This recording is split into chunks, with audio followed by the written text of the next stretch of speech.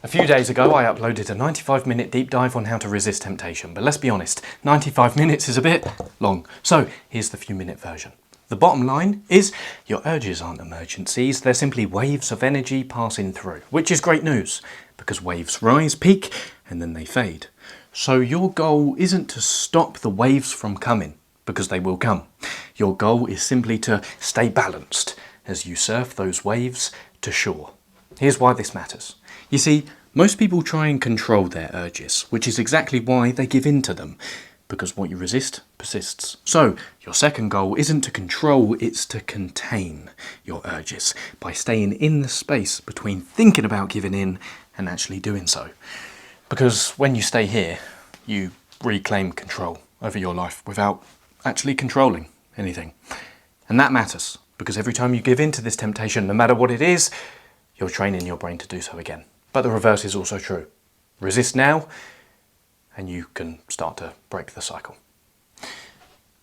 So before we cover how to become pro surfers, let's briefly touch on why our urges and temptations feel so strong in the first place.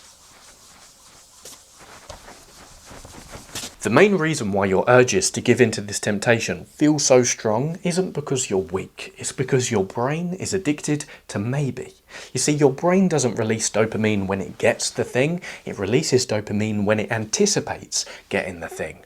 That's why when it whispers, oh, maybe I'll give in, it creates a dopamine spark, and that spark is the urge you feel to give into this temptation.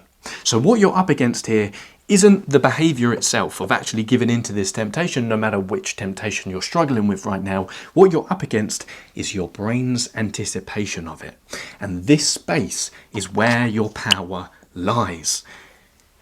Learning to surf the waves in between the space of thinking about giving in and actually doing so. But when you're surfing these waves, you need something that's going to keep you balanced. You need your surfboard. This is where the technique of rain comes in. Refreshing.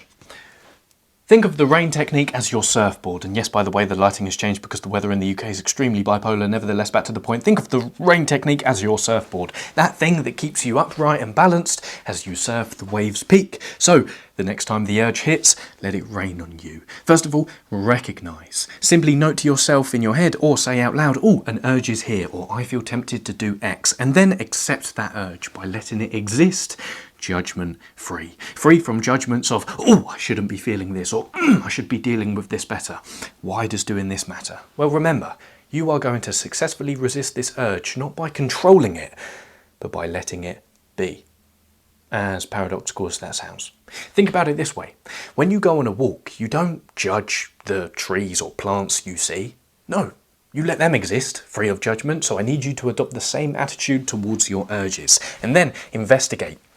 Where do you feel that urge in your body? Where is the energy circulating? And then note those sensations with words, either to yourself in your head or out loud. You might say, oh, my chest is tight, my shoulders are tense, my stomach is pulsating, my mind is racing. And then remember, when that dopamine whispers, oh, maybe we'll give in, reframe it. That's not a command or an emergency you need to act upon, but simply a wave of energy passing through you. So here's what to do next.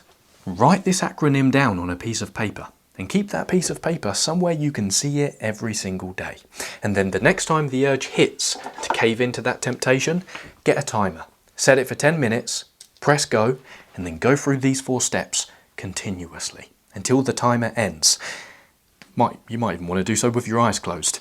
I guarantee you, after 30 seconds, a minute, 5 minutes, or even the 10 minutes, if the urge hasn't disappeared completely, its intensity will have definitely decreased. Because it will realise, oh, well, no one's listening to me, so I'll clear off then. But if worse comes to worse, and after 10 minutes, 15, or even 20, that urge is still screaming at you, then you need to shift your focus.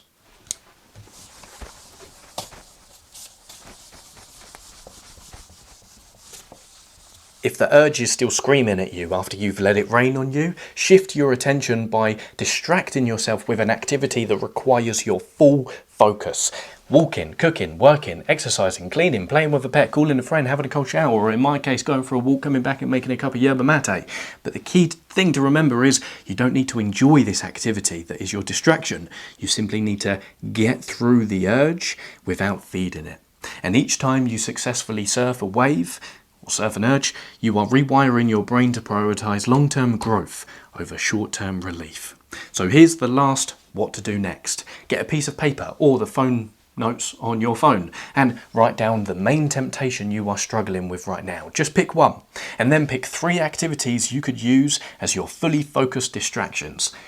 Write those down next to the temptation on the left hand side, write the distractions on the right hand side, then complete this sentence. When I feel the urge to temptation, I will distraction.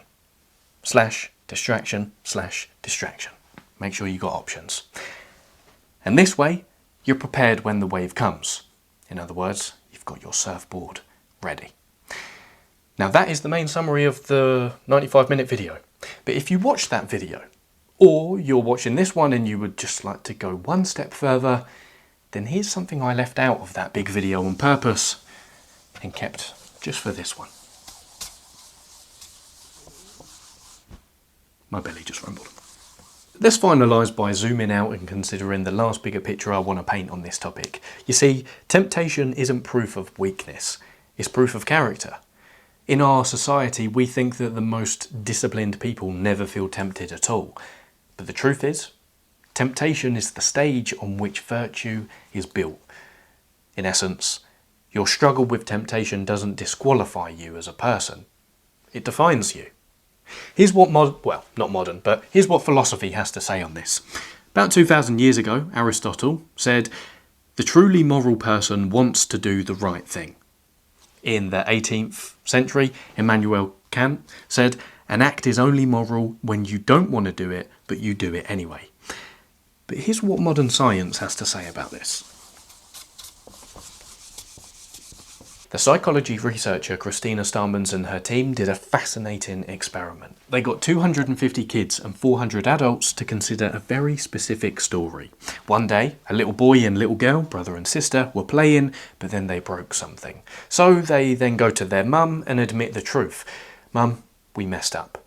But before they admitted the truth, the little boy felt tempted to lie to their mum so as to avoid punishment.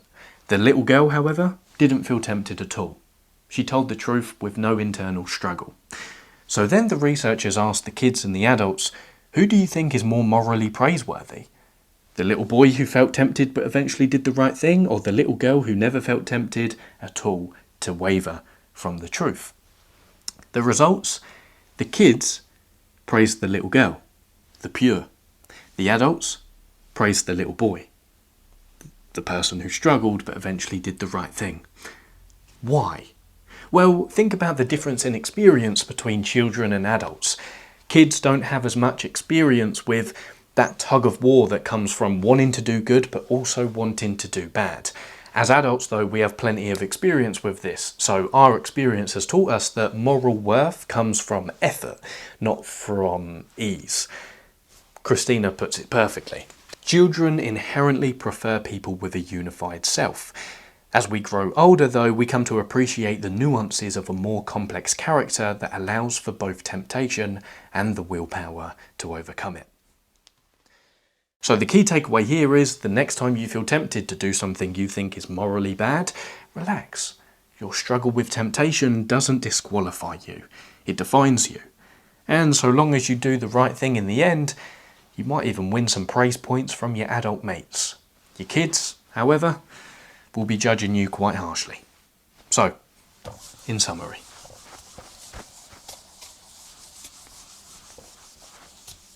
The next time you feel tempted, don't panic. Just let that urge rain on you as you continue to ride that wave to shore. And finally, remember, resisting temptation successfully doesn't mean you never feel the pull. It means you feel it fully, but you still choose to do what matters most. Thank you very much for your time and attention. If you want to watch the full video with a lot more nuance and points mentioned, click somewhere around here. Don't know where I've put it. Thank you for your time and attention. Stay disciplined, playful, not painful. Stay disciplined, playful, and dangerous. Adios, muchachos y muchachas. Surf's up.